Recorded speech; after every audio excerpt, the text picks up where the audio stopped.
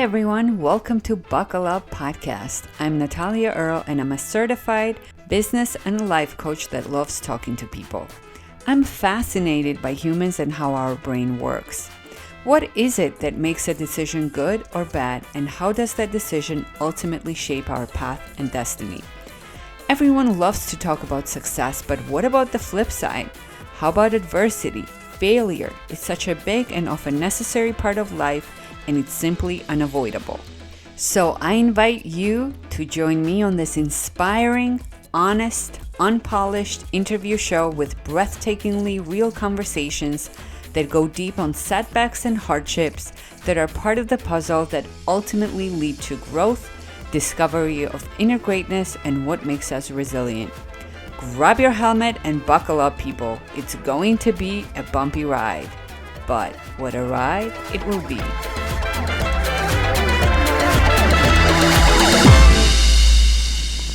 Today I sat down with Julianne Druzbacky, who grew up in a small town in central Wisconsin. Julianne has been married for the past 22 years. She and her husband Matt had a roller coaster ride with job losses and a cancer diagnosis for Julianne, which left her unable to have children. It has always been a dream of theirs, and in May 2018, their dream came true. They welcomed a little boy who was adopted through an agency.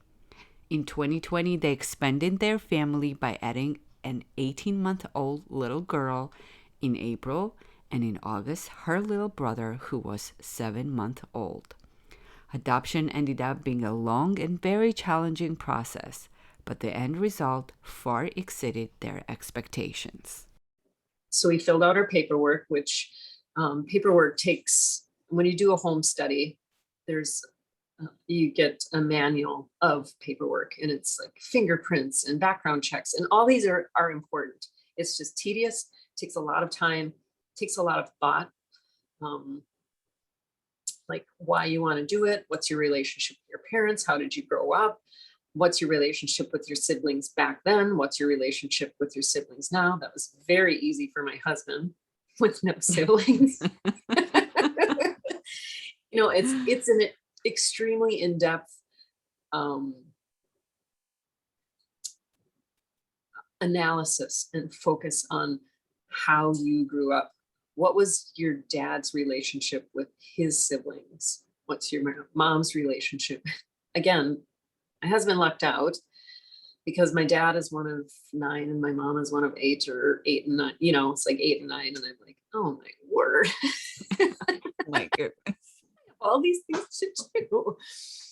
And Matt has a small family. So we filled out the paperwork, got everything in, and then you do what's called a profile book. Mm-hmm. This is going through an agency, I should mention. So we went through an agency, which is you pay them money. They show your profile to birth moms, birth parents, whatever that looks like.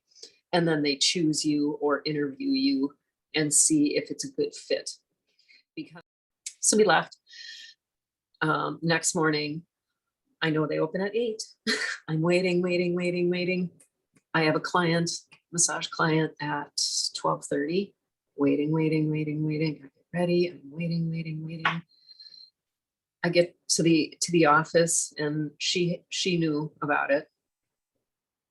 And she's like, well, and I'm like, I think it went really well. I mean, we were laughing. Do you think I was too funny? No, I've not been accused of that, but waiting. About halfway through, I see my phone light up, and I'm like, I can't take it. I'm either going to be a mess or I'm going to be a mess. Either way, I'm going to be a mess. Then I see it about a little bit later. I see it light up again. And I'm like, again, I can't take it. I'm going to be a mess or I'm going to be a mess. And I finished up, and I was just like, take your time. I grab my phone and I run out the door and down the hall to the bathroom, and I listened to it, and it was Matt.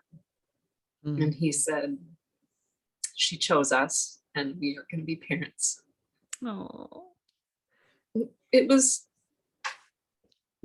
I honestly can't describe the weight that was lifted off me for all the years of wanting so badly to be a mom, and just the connection we had, and wanting him, because we knew it was a boy, wanting him to know her and know his grandma and know his auntie. It was so special and so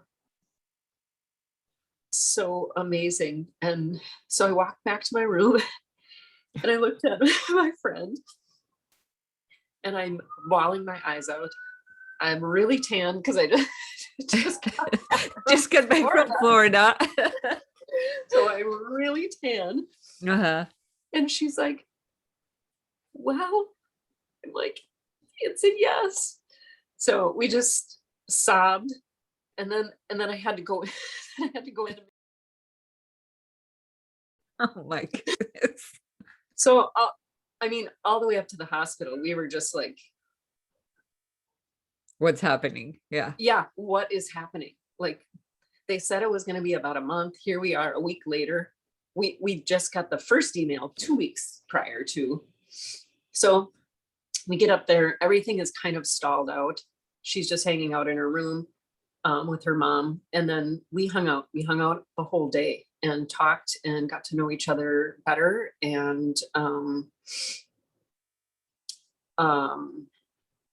it was just a good day. I think it just reaffirmed for her, like, this is a good choice. This is who we thought they were. Then she didn't go into, like, everything stalled. So she had a cesarean the next morning, and he was a healthy little boy, a sweet boy. And Matt went home to like kind of fill out paperwork for work, like to do a little bit of FMLA. And then he came back and he said, I have been throwing up the whole afternoon. That was shock. That, like you said, I was like stunned, like I couldn't move. And he was so emotional, like it was just coming out of him. And he was, so he went home and I stayed in the hospital. And we stayed there. I stayed there until, so that was, we got there on Tuesday. I was there until Friday.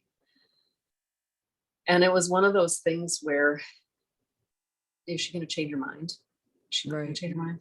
And then at one point, her mom came in the room, and her mom and I are I would say we're really close. I would say we're really close.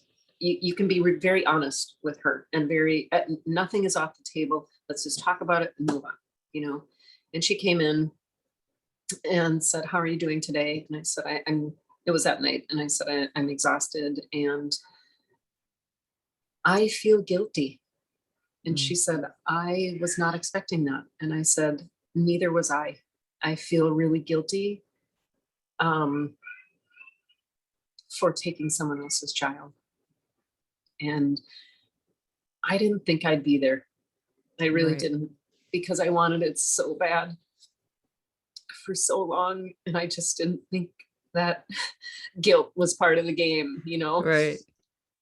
And actually, in 2019, we decided we would like to expand our family. We would like Liam to have a sibling. So we know the paperwork. So I called and, like, what can we transfer? What can we not transfer? To just tell us what we can do. I called maybe in March, and then it was like in June. And I know that seems like a long time, and it was a long time for us to wait to get answers and that kind of stuff.